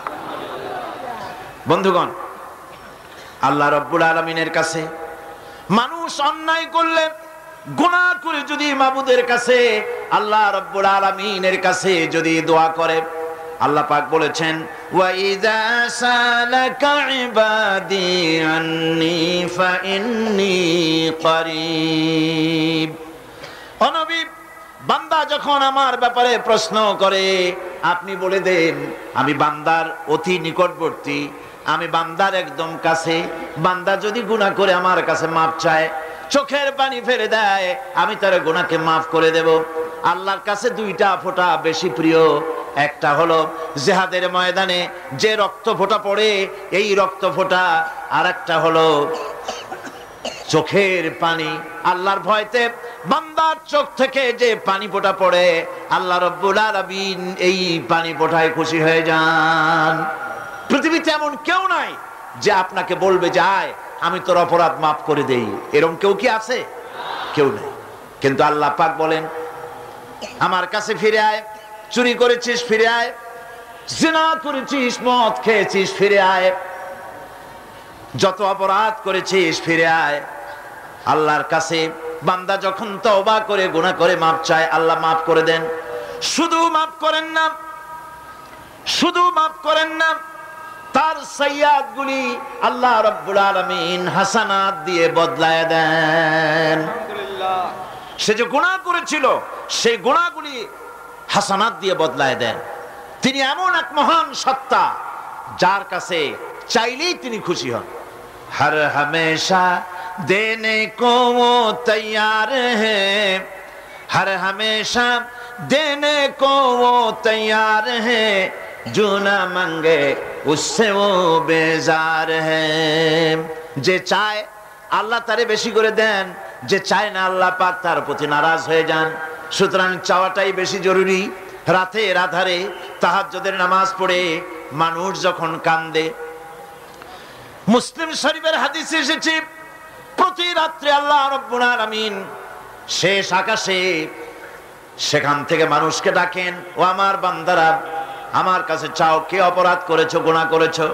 মানুষেরা ওই সময় যারা কাঁদতে থাকে, আল্লাহ রাব্বুল আলামিন ফেরেশতাদেরকে সাক্ষী রেখে বলেন দেখো আমার এই বান্দাগুলি কিভাবে কাঁদতেছে, আমারে দেখে নাই, আমার দুজক দেখে নাই, বেহেশত দেখে নাই, শুধু আমার ভয়তে, জাহান্নামের ভয়তে কোরআন হাদিস বিশ্বাস করে যেভাবে কাঁদতেছে আমি তোমাদেরকে সাক্ষী রাখতেছি, আমার এই বান্দাগুলিকে আমি রব্বুল আলামিন মাফ করে দিলাম। সুতরাং ঈমান মানুষকে এভাবে সমৃদ্ধ করে, ঈমান মানুষকে সমৃদ্ধ করে দেয়, তার সাহসিকতা বাড়িয়ে দেয়, তাকে হতাশা থেকে ফিরিয়ে তার মধ্যে আশার সঞ্চার করে দেয়। লা তাকনাতু মির রাহমাতিল্লাহ, আল্লাহ পাক বলছেন আমার রহমত থেকে মায়ুস হয়ে যেও না, নিরাশ হয়ে যেও না, আমার কাছে কাঁদো, আমাকে বলো, আমি জীবনের সমস্ত গুনাহ খাতাকে মাফ করে দেব। আমার ভাইরা, মুমিন ব্যক্তির ভিতরে সাহস আল্লাহ পাক সৃষ্টি করে দেন। কোন ভয় ভীতি তার মনের মধ্যে জায়গা পায় না, তার মধ্যে সাহস সৃষ্টি হয়ে যায়। তার দৃষ্টান্ত আল্লাহ পাক কোরআন শরীফের মধ্যে দৃষ্টান্ত রেখে দিয়েছেন। আমার বন্ধু হযরত ইব্রাহিম আলাইহিস সালামকে আগুনের ভিতরে যখন ফেলে দেওয়া হয়েছিল, তাকে ফেরেশতারা সাহায্য চাওয়ার জন্য বলেছিল। ফেরেশতা বলেছে ইব্রাহিম আমার কাছে সাহায্য চাও, এই আগুন থেকে বাঁচায় দেব। হযরত ইব্রাহিম আলাইহিস সালাম বলেছিলেন আমি তোমাদের কাছে সাহায্য চাইব না, কারণ আমি তো এমন কোন অন্ধ খোদার ইবাদত করি না যিনি তার নিজের চোখে আমার দুঃখ দুর্দশা না দেখেন। তিনি তো দেখতে পাচ্ছেন, সুতরাং আমি তোমার কাছে সাহায্য চাইব না। আগুনে পড়ে গেলেন, আগুনে পড়ে গেলেন। এরপরে রব্বুল আলামিন আগুনের প্রতি নোটিশ করে দিলেন, ইয়া নারু কুনি বারদাও ওয়া সালামান আলা ইব্রাহিম। আগুন আমার ইব্রাহিমের জন্য শান্তিদায়ক ঠান্ডা হয়ে যা। কি বলেন, আগুন তারপরে জ্বলছিল? আগুন তারে জ্বালাইছে? আগুন তারে জ্বালাতে পারে নাই। আমার বন্ধুগণ, সাহস হারাবেন না, কোন অবস্থাতেই সাহস হারাবেন না। আজও যদি কোন নমরুদ কোন ইব্রাহিমের সন্তানকে যদি তার দলভুক্ত কাউকে যদি আগুনে ফেলে দেয়, আল্লামা ইকবাল বলেছেন আজ ভি হো জু ইব্রাহিম কাইমা पैदा आग कर सकती है एक अंदाज गुलिस्तां पैदा। ইব্রাহিমের ঈমান যদি আজও কোথাও হয় বিদ্যমান, করতে পারেন অগ্নিকুণ্ডে খুবসুরত গুলিস্তান। আজও যদি আগুনের মধ্যে কাউকে ফেলে দেওয়া হয়, কোন নমরুদ যদি আজও ফেলে, তাহলে সেই আল্লাহ আছেন না যে আল্লাহ ইব্রাহিমকে বাঁচাইছিলেন? আছেন কিনা? সে আল্লাহ পাক আজও আছেন এবং আগুনের ভেতর থেকে তার বান্দাকে তিনি হেফাজত করতে সক্ষম। ভাইরা আমার, হযরতে মূসা আলাইহিস সালামকে এসব ঘটনা কোরআন শরীফে আল্লাহ পাক কেন বললেন? আমি তো বানিয়ে বানিয়ে কোন ঘটনা বলতেছি না, এগুলি কোথায় আছে? কোথায় আছে? আল্লাহ পাক এসব ঘটনা কেন বললেন? এই জন্য বলেছেন ফেরাউন এক যুগে সেই বিদায় হবে তা না, নমরুদ এক যুগে সেই বিদায় হবে তা না, আবু জাহেল এক যুগে সেই বিদায় হবে তা না। আবু জাহেল, নমরুদ, ফেরাউন আসবে না, কিন্তু তাদের নাতি নাতনিরা তো আসবেই। যেন তোমরা ভয় পেও না। আল্লাহ রাব্বুল আলামিন কোরআনে কারীমের মধ্যে পরিষ্কার করে বলে দিয়েছেন, এসব ঘটনা শোনায়েছেন ইবরতের জন্য। কিসের জন্য বলেন? ইবরতের জন্য। আমরা তো ইবরত বুঝি না, আমরা উপদেশ বুঝি না, শুধু ফুর্তি করি। জগা জি লাগানে কে লিয়ে ये दुनिया नहीं है, जगह जी लगाने के लिए ये दुनिया नहीं है, ये इबरत की जा है तमाशा नहीं है। ए पृथ्वी तो खेल तमाशा করার জায়গা না, এই পৃথিবী তাস খেলা জুয়া খেলার জায়গা না, এটা উপদেশ গ্রহণ করার জায়গা। উপদেশ দেখো, শেখো, উপদেশ গ্রহণ করো। হযরতে মুসা আলাইহিস সালামের কথা আল্লাহ শুনাইলেন এই কোরআন শরীফের ভিতরে। এক জায়গায়, দুই জায়গায় নয়, অসংখ্য জায়গায় মুসা আলাইহিস সালামের কথা আল্লাহ বলেছেন, ঠিক কিনা? ইব্রাহিম আলাইহিস সালামের কথা বলেছেন, ঠিক কিনা? মুসা আলাইহিস সালামের কথা আল্লাহ পাক শুনাই দিলেন। ফেরাউন তার পিছনে লেগে গেল। মুসা আলাইহিস সালামের অপরাধটা কি? অপরাধ হলো তিনি বলেছিলেন লা ইলাহা ইল্লাল্লাহ। জোরে বলেন লা ইলাহা ইল্লাল্লাহ। আরো জোরে লা ইলাহা ইল্লাল্লাহ, লা ইলাহা ইল্লাল্লাহ, লা ইলাহা ইল্লাল্লাহ, লা ইলাহা ইল্লাল্লাহ, লা লা ইলাহা ইল্লাল্লাহু মুহাম্মাদুর রাসূলুল্লাহ। তিনি লা ইলাহা ইল্লাল্লাহর দাওয়াত দিলেন। ফেরাউন জবাবে বলল, মা আলিমতু লাকুম মিন ইলাহিন গায়রি, আমি তো জানি না, আমি ছাড়া আরো ইলাহ আছে, আমি তো জানি না। আমি তো ইলাহ, তুমি আবার নতুন ইলাহ আল্লাহ কই থেকে? আবার যদি আমার সামনে নতুন কোন ইলাহের সন্ধান দাও, যদি দাওয়াত দাও, লা আজআলান্নাকা মিনাল মাসজুনিন, কারারুদ্ধ করে রাখবো, জেলখানায় ঢুকাবো। মুসা আলাইহিস সালাম বললেন, ফেরাউন রে, কারে তুমি ভয় দেখাও জেলখানার? আমি তোমার জিলের পরোয়া করি না, কারণ আমি আল্লাহ রাব্বুল আলামিনের পয়গম্বর মুসা কালিমুল্লাহ, জেলের পরোয়া আমি করি না। ফেরাউন তারে ঘিরে ফেলল দরিয়ার কিনারে, তিন দিক থেকে আক্রান্ত হয়ে গেল। হযরতে মুসা আলাইহিস সালামের সাহাবীরা বললেন, ইন্না লামুদরাকুন, আমরা তো ঘেরাও হয়ে গেছি, আমাদের তো আর পালাবার কোনো উপায় নাই। মুসা আলাইহিস সালাম বললেন, কাল্লা, কখনোই নয়, ইন্না মা'ইয়া রাব্বি সায়াহদিন, অবশ্যই আল্লাহ আমাদের রাস্তা দেখাবেন। সুবহানাল্লাহ। একদিকে দরিয়া আর তিন দিকে কি? ঘেরাও হয়ে গেছে, তিন দিকে শত্রু, একদিকে দরিয়া, পালাবার রাস্তা আছে? এর নাম পয়গম্বর। সুবহানাল্লাহ। মোমেনকে আল্লাহ শিক্ষা দিচ্ছেন, এই শিক্ষা রাখো, ভয় পাইও না। চতুর্দিকে অন্যায়, অত্যাচার, অবিচার, জুলম, শোষণ, নির্যাতন থেকে ভয় পেও না, আমি আল্লাহ আছি। আছেন না?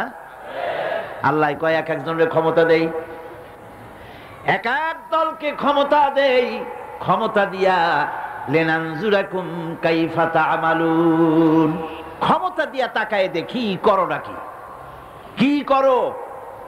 তারপরে যখন দেখি নাফরমানি শুরু করেছে, বেঈমানি শুরু করেছে, আমার গোলামদের উপরে অত্যাচার চালাচ্ছে, এটা যখন দেখি আল্লাহ পাক বলেন আমি তখনও ওয়ায়ামুদ্দুহুম ফি তুগয়ানিহিম ইয়ামাহুন, আমি ঢিল দিয়ে দেই, দেখি পারো কদ্দুর, কদ্দুর পারো। তারপরে যখন সীমা লঙ্ঘন করে যায়, যখন প্রান্ত সীমা এসে যায়, আল্লাহ পাক বলেন ইন্না বাতশা রাব্বিকা লাশাদীদ, এরপরে আমি ধরি। আর যখন আমি ধরি, আমার হাত থেকে ছাড়িয়ে নেওয়ার ক্ষমতা পৃথিবীর কারো নাই, আকাশেরও কারো নাই। ঠিক কিনা? সুতরাং ভয় পাওয়ার কোনো কারণ নাই। মুসা আলাইহিস সালাম বললেন ভয় পাইও না, আল্লাহ আমাদেরকে রাস্তা দিয়ে দিবেন। মহান আল্লাহ রাব্বুল আলামিন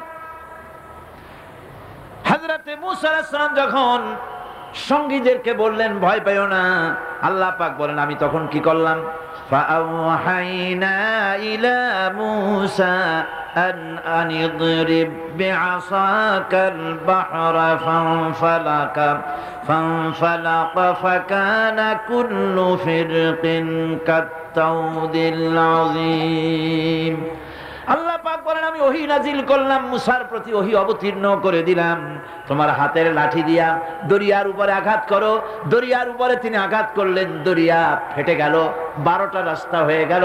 এক একটা রাস্তার একটা রাস্তার মাঝখানে পানির বিরাট দেওয়াল হয়ে গেল, পাহাড়ের মতো। ওয়ানজাইনা মুসা ওয়া মান মাআহু আজমাইন, এরপরে আমি মুসা আলাইহিস সালামকে এবং তার সাথী সঙ্গীদেরকে নাজাত দিয়া দিলাম, আর তার ফেরাউনের দলবলকে ডুবাইয়া শেষ করে দিলাম। ফেরাউন তার দলবল নিয়ে পানির মধ্যে যখন এলো, দেখলো রাস্তা, পানির মধ্যে রাস্তা। মুসা আলাইহিস সালামকে ধরার জন্য পূর্ণ উদ্যম এবং উৎসাহ নিয়ে দরিয়ার ভেতরে ঝাঁপিয়ে পড়লো, রাস্তা দিয়ে এগোতে লাগলো। মাঝখানে যখন এলো, আল্লাহ পাক বললেন কুন। আল্লাহর তো সুইচ টেপা লাগে না, কি কর, নৌবাহিনী তো ডাকা লাগে না, সেনাবাহিনী কোথায় আছে খোঁজ নেওয়া লাগে না। যখনই কিছু ইচ্ছা করেন শুধু বলেন কুন ফায়াকুন, যখন বলেন হ্যাঁ হয়ে যায়। যখন সমুদ্রের দিকে তাকায় বলেন কুন, সঙ্গে সঙ্গে সমুদ্র 30 ফিট পানি উঁচা হয়ে যায়। বাতাসের দিকে তাকায় যখন বলেন কুন, 280 মাইল স্পিডে প্রবাহিত হয়ে যায়। যখন মাটির দিকে তাকায় বলেন কুন, সঙ্গে সঙ্গে 5 তলা বিল্ডিং 2 তলা মাটির নিচে চলে যায়। যায় কিনা? এখানে তো গেছে 2 তলা। টার্কিতে, ইরানে, আমেরিকা, মেক্সিকোতে, পৃথিবীর বিভিন্ন ভূমিকম্পের জোন যেগুলি আছে, এরিয়া আছে, এ সমস্ত বিশাল বিশাল বিল্ডিং গুলি ধুলার মতো করে আল্লাহ রব্বুল আলামিন কালইহনিল মানফুস, বাতাসের মতো করে, তুলার মতো করে উড়ায় দেন। সুবহানাল্লাহ।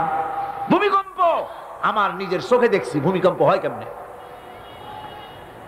চোখে দেখছি মানে ভূমিকম্পের জায়গায় দাঁড়ায় দেখলে তো আমি এখানে আসতেই পারতাম না। ক্যালিফোর্নিয়া, লস অ্যাঞ্জেলেস, ভূমিকম্পের পরের বছর আমার সেখানে দাওয়াত ছিল। ছবির ভিতরে আমাকে ভূমিকম্পের দৃশ্য দেখানো হলো। ওরা স্যাটেলাইট থেকে ভূমিকম্প চলাকালীন সময় ছবি তুলেছে। আমার দেশের রাস্তা হচ্ছে 1 তলা রাস্তা, আর আমেরিকা, ইংল্যান্ডে রাস্তা 5 তলা 6 তলা। টোকিও থেকে গত বছর টোকিও সফর করলাম, জাপানে 5-6 তলা ট্রেন লাইন আছে মাটির তলায়, ইঁদুর ফেল। সেই লস অ্যাঞ্জেলেসে ভূমিকম্প হলো। 5 তলা 6 তলা বিল্ডিং গুলি কাতাইয়ে সিজিল্লি লিল কুতুব, কেতাবের পাতার মতো একটার পর একটা ঠাস ঠাস করে পড়েছে। মেয়ে লোকেরা যেমন ডিম মামলেট করে, এই রকমের গাড়ি টাড়ি শুদ্ধা রাস্তাগুলির পেঁচাইয়া মামলেট বানাই দিয়েছে।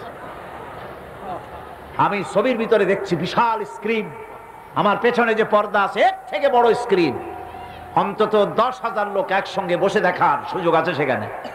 সব খ্রিস্টান, ইহুদি, 2-4 জন মুসলমান। আমি স্থান কাল পাত্র সব ভুলে গেছি। আমি দেখতে পেলাম মাটি সমুদ্রের ভিতরে যেমন তুফান হয়, মাটিতে ওই রকম তুফান হচ্ছে, আর বিল্ডিং গুলি ভেঙে যাচ্ছে, সমস্ত ব্রিজ গুলি ভেঙে যাচ্ছে। আমি আল্লাহু আকবার বলে চিৎকার মেরে উঠলাম, সুবহানাল্লাহ। কি বিশাল ক্ষমতার মালিক তিনি, শুধু বলেন কোন, সাথে সাথে হয়ে যায়, সুবহানাল্লাহ। সামান্য 3 দিনের মাতবাড়ি, একটু মন্ত্রী, হায় হায়, অহংকারের ঠেলায় অস্থির। মানুষ চেনে না, শক্তি সহ্য বীর্য মনে করে সব আমার, কিন্তু কিছুই তোমার না। সময় যখন আসবে দেখবা তোমার কেউ না। টেলিফোনের কাছে হাত দেবা, তারও সময় পাওয়া যাবে না, তার আগেই কাম সারা। দেখেন না আমাদের দেশে পুলিশের অবস্থা দেখেন। পুলিশেরা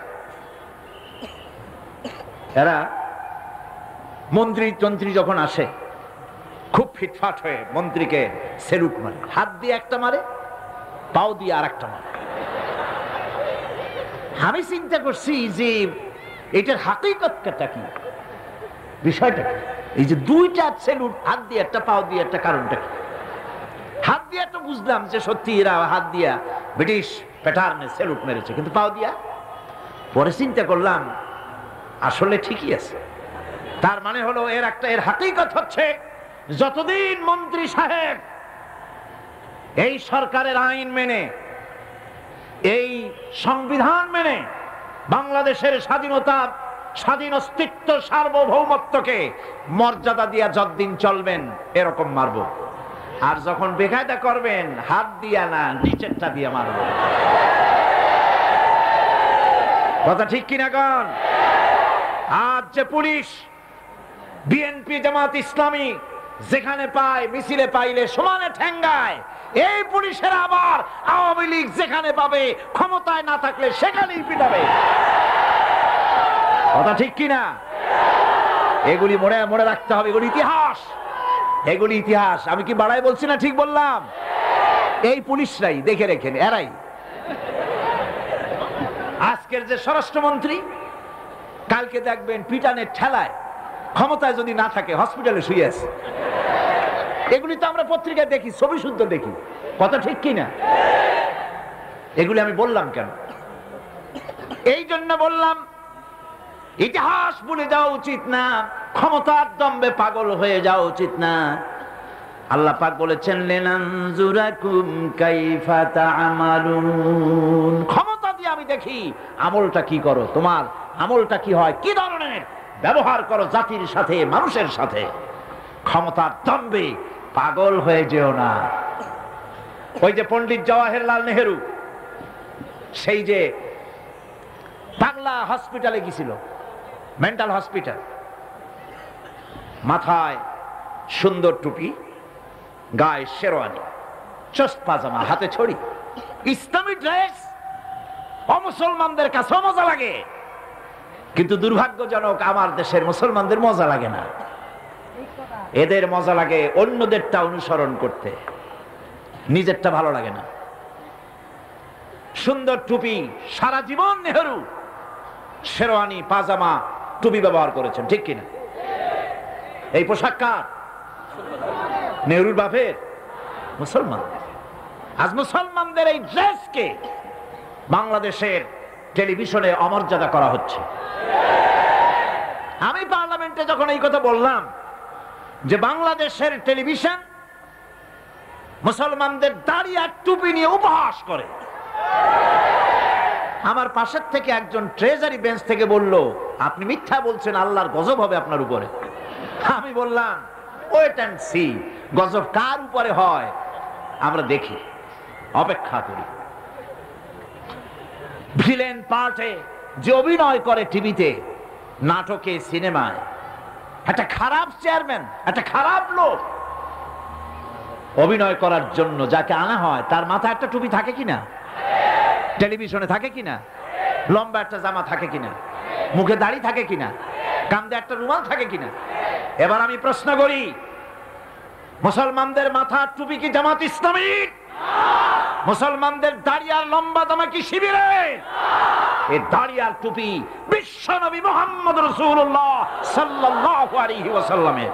সুতরাং 12 কোটি মানুষের, 12 কোটি তাওহীদি জনতার, 12 কোটি তাওহীদি জনতার রেভিনিউ নিয়ে, তাদের ট্যাক্স নিয়ে রাসূলুল্লাহর সুন্নতের সাথে যারা বেয়াদবি করে, আল্লাহ রাব্বুল আলামিন অবশ্যই আযাব এবং গজবে তাদেরকে নিবেদিত করবেন।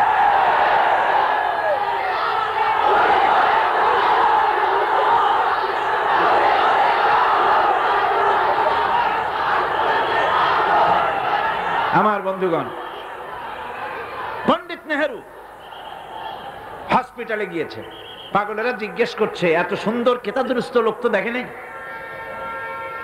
তুমি কে গো? উনি বললেন, আমারে ঠিক পাও নাই, আমি ভারতের প্রধানমন্ত্রী পণ্ডিত জওয়াহরলাল নেহেরু। এক পাগল অনেক সময় আপাতমস্তক নিরীক্ষণ করে দেখে বলছেন, ও সেই কথা, তা ঠিক আছে, আমরাও যখন এখানে এসেছিলাম তোমার মতো এরকম লম্বা লম্বা কথা আমরাও বলতাম, থাকো আমাদের কাছে কিছুদিন, তোমার মাথাটাও ঠান্ডা হয়ে যাবে। সুতরাং দুনিয়ার এই রঙ্গমঞ্চে এসে যারাই স্বৈরাচার হয়েছে, মানুষের উপর নির্যাতন করেছে, নিজের মন গড়া আইন কানুনকে চাপায় রাখবার চেষ্টা করেছে, নিজের ক্ষমতাকে দীর্ঘস্থায়ী করার জন্য দলীয়করণ, আত্মীয়করণের নিকৃষ্টতম উদাহরণ সৃষ্টি করেছে, আল্লাহ রাব্বুল আলামিন গজব দিয়ে তাদেরকে বিদায় করেছে। সুতরাং এই পৃথিবীর রঙ্গমঞ্চ, এইখানে আল্লাহ পাক কোন জালিমকে বরদাস্ত করেন নাই, ঠিক কিনা কন? আল্লাহ রাব্বুল আলামিন তাই ঈমানে সমৃদ্ধ লোকদেরকে রব্বুল আলামিন তাদেরকে শুনান, ভয় পায় না। এ ধরনের জুলুম করেছিল ফেরাউন, ডুবাই দিছি তারে।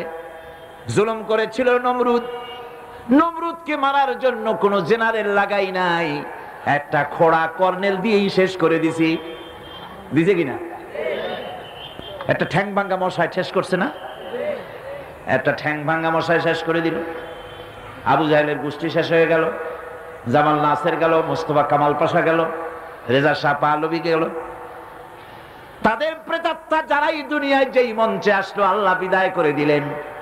কিন্তু এমনই দুর্দশা, যে যায় লঙ্কা সেই আর মানুষ হালে ফেরে না। যাওয়ার আগে খুব দোয়া করে, আল্লাহ আর একটা বার, কিন্তু গেলে আর উস থাকে না, ঠিক কিনা? আমার বন্ধু, ভয় পাওয়ার কারণ নাই। কোরআনে কারীম পরিষ্কার করে ঘোষণা করছেন, আল্লাহ রাব্বুল আলামিনের নবী তাকেও কাফির বেঈমানেরা দুনিয়া থেকে মিটাই দিতে চেয়েছে। হিজরতের রাতে হযরত আবু বকর সিদ্দিক রাদিয়াল্লাহু তাআলা আনহুকে সঙ্গে করে নিয়ে নবীজি সর পাহাড়ে চলে গেলেন। ফজর হয়ে গেল, হযরত আবু বকর বলেন, হুজুর আর বাঁচার উপায় নাই, কাফেররা দেখে ফেলবে, এখনই পালাই, গুহার মধ্যে ঢুকি। এই গুহার ভিতরে সাপ থাকতে পারে, বিচ্ছু থাকতে পারে, আমি আগে ঢুকি, সাপ করি, যদি কোনো বিপদ হয় আমার উপর থেকে হয়ে যাক, আল্লাহর নবী বেঁচে থাকুন। গুহার ভিতরে নেমে নিজ হাতে সবকিছু সাফ করে হুজুরকে সেখানে তিনি ডাকলেন। নবীজি বললেন, আবু বকর, বড় কষ্ট করেছি, একটু বিশ্রাম করি। হযরত আবু বকর উলুর উপরে মাথা রেখে হুজুর ঘুমায় গেলেন। রাসূল করিম সাল্লাল্লাহু আলাইহি ওয়াসাল্লাম ঘুমিয়ে আছেন। কাফেররা খুঁজতে খুঁজতে এসে গেছে।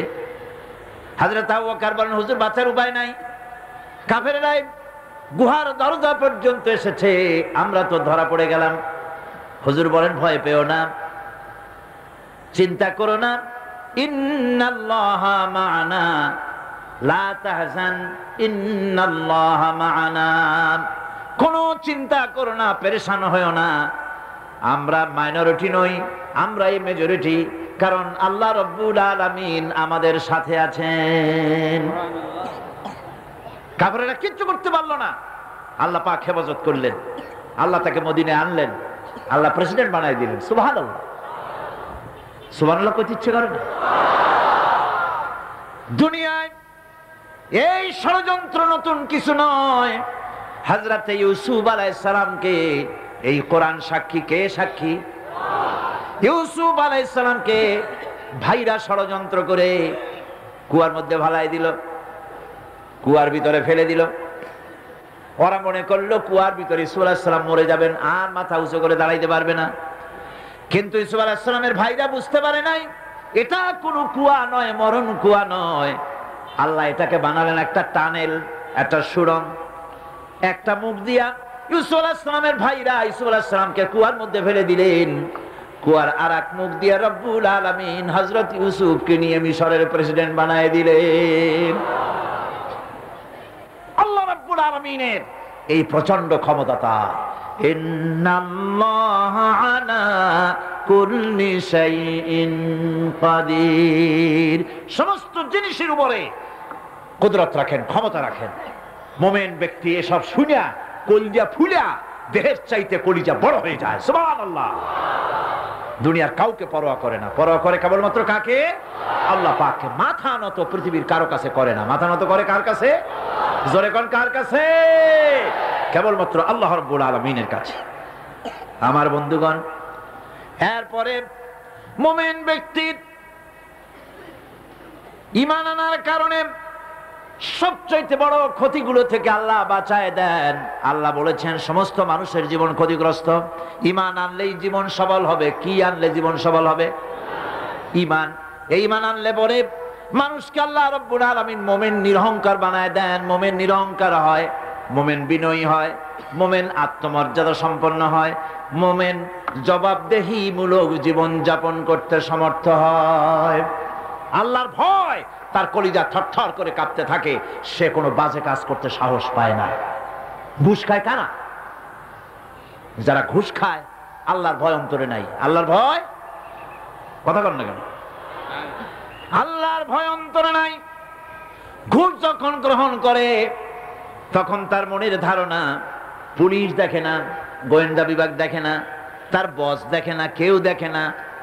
বেমালুম টাকাগুলা নিয়ে পকেটের মধ্যে থুইয়া দেয়, আর মোসে আতর মেখে তেল মেখে মুস্কি মুস্কি হাসে।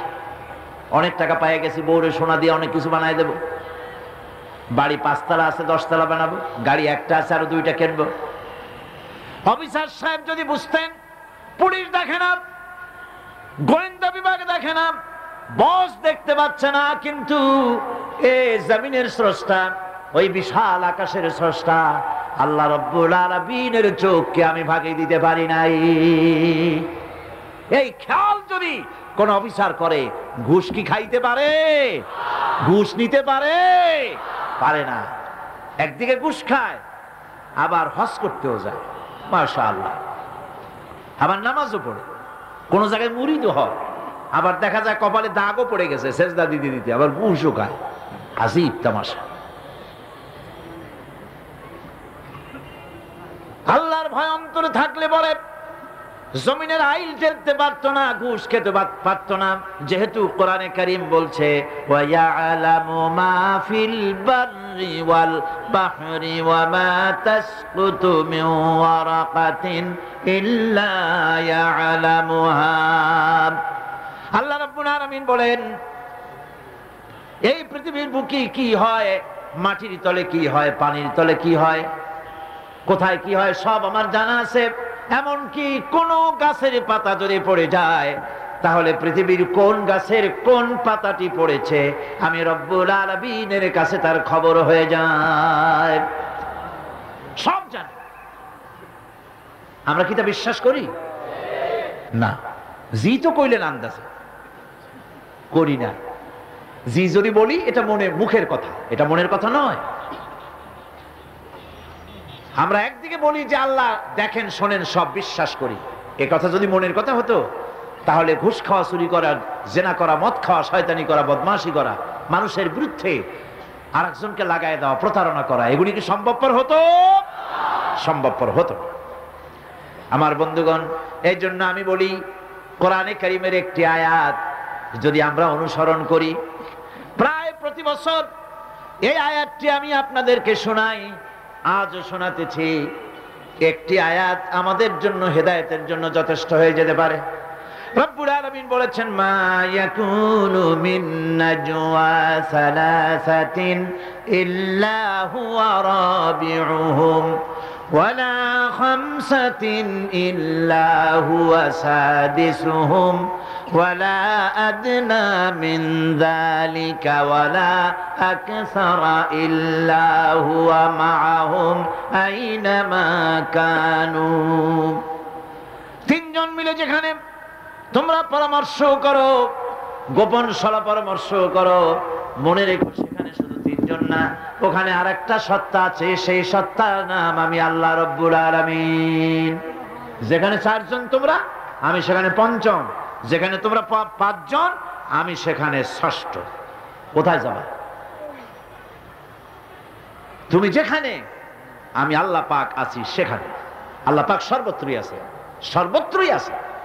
তার নলেজের বাইরে কোনো জিনিস নাই, তার জ্ঞানের বাইরে, দেখার বাইরে, শোনার বাইরে কোনো জায়গা নাই।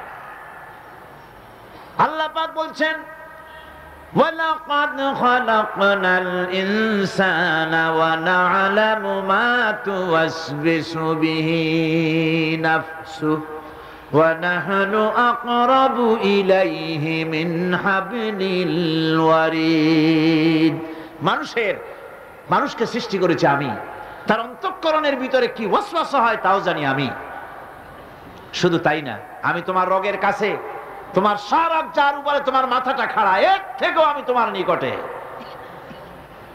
শুধু তাই নয়, মা ইয়ালফিযু মিন কাওলিন ইল্লা লাদাইহি রাকীবুন আতীদ। মানুষ এমন কোনো কথা বলে না যে কথাগুলিকে আমার ফেরেশতারা সঙ্গে সঙ্গে রেকর্ড করে না রাখে। সমস্ত কথা তোমার রেকর্ড হয়ে যায়। সুতরাং আল্লাহ রাব্বুল আলামিন, তার উপর ঈমান আনলে ঈমানদার ব্যক্তি সাহসী হয়, চরিত্রবান হয়, দিনদার হয়, ঈমানদার হয়। তার কারণে সমাজ এবং রাষ্ট্র ভালো হয়ে যায়। সুবহানাল্লাহ বলেন। আর যদি সত্যিকারের আল্লাহ পাকের এই কথা অনুযায়ী, কি সুন্দর একটি সূরা, ছোট্ট সূরা, কিন্তু তার ব্যাখ্যা কত। ওয়াল আসরি ইন্নাল ইনসানা লাফি খুসর ইল্লাল্লাযীনা আমানু ওয়া আমিলুস সালিহাতি ওয়া তাওয়াসাউ বিল হাক্কি ওয়া তাওয়াসাউ বিস সাবর। আল্লাহ রাব্বুল আলামিন বলেন, পৃথিবীর সমস্ত মানব মণ্ডলীর জীবন ব্যর্থ, জীবন ক্ষতিগ্রস্ত। চারটা কাজ করলে জীবন হবে সফল। জীবন সফল হয়ে যাবে মুসলমান নরনারীরা। তার প্রথম কাজ হলো ঈমান। ঈমানকে মজবুত করতে হবে। ঈমানের দাবি করলেই হবে না মুখ দিয়া শুধু, ঈমানকে পরিপূর্ণভাবে নিজের জীবনের সকল ক্ষেত্রে ঈমান অনুযায়ী কাজ করতে হবে। কোরআন হাদিস অনুযায়ী, কোরআনকে বিশ্বাস করে, আল্লাহ রাব্বুল আলামিনের উপরে তাকে ভয় করে জীবনকে পরিচালিত করতে হবে। তাহলেই আমাদের জীবন সুখী হবে, সমৃদ্ধশালী হবে, দেশ ভালো হবে, রাষ্ট্র ভালো হবে, সরকার ভালো হবে, যদি কোরআন অনুযায়ী জীবন চালায়। কথা বুঝে আসছে কিনা? যারা বলেন বুঝে আসছে কিনা? সেই ঈমান আমাদের আনতে হবে। ওই ঈমানের দাবি আমরা আজও পূরণ করতে পারি নাই। ঈমান এনেছি ঠিকই, কিন্তু ঈমান আমার কাছে যা চায়, কালেমা আমার কাছে যা চায়, সেই কালেমার হক, কালেমার দাবি আমরা আমাদের জীবনে প্রতিষ্ঠিত করতে পারি নাই। এই কথাটুকুন বলেই আমি আজকের মতো শেষ করছি। আগামীকাল বাকি কথা বলবো ইনশাআল্লাহ। দাঁড়ানো ভাইরা সবাই বসুন, মুনাজাতে অংশগ্রহণ করুন, আর জোরে সোরে জিকির করেন সুবহানাল্লাহ, আলহামদুলিল্লাহ, লা ইলাহা।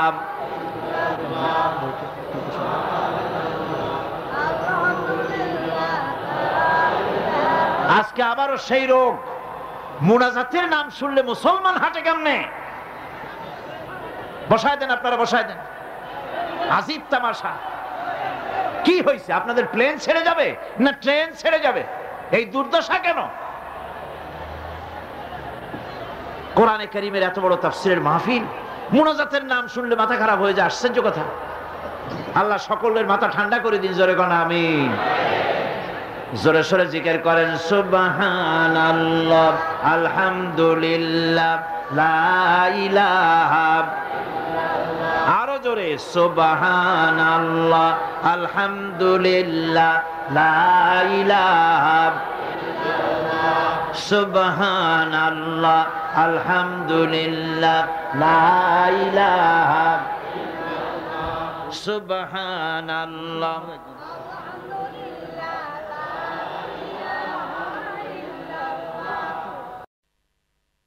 ربنا ظلمنا أنفسنا وإن لم تغفر لنا وترحمنا لنكونن من الخاسرين ربنا لا تزغ قلوبنا بعد إذ هديتنا وهب لنا من لدنك رحمة إنك أنت الوهاب।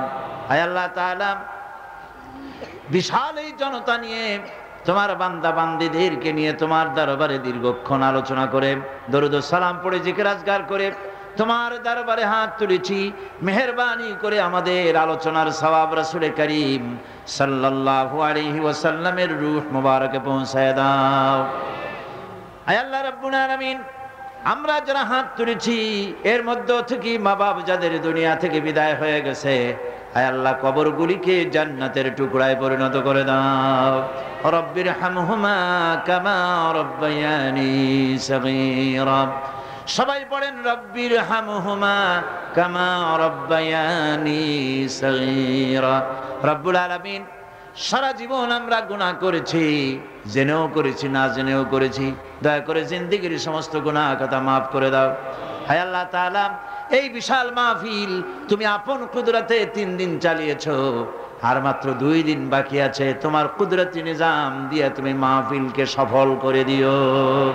হায় আল্লাহ তাআলা, তোমার গোলাম মাওলানা শামসুদ্দিন সাহেব পেরেশান হয়ে আছেন। এ মাহফিলের বিশাল বাজেট, টাকা পয়সা এবার খুবই কম হয়েছে। আল্লাহ, তোমার বান্দা বান্দীদের দিলকে তুমি উন্মুক্ত করে দাও।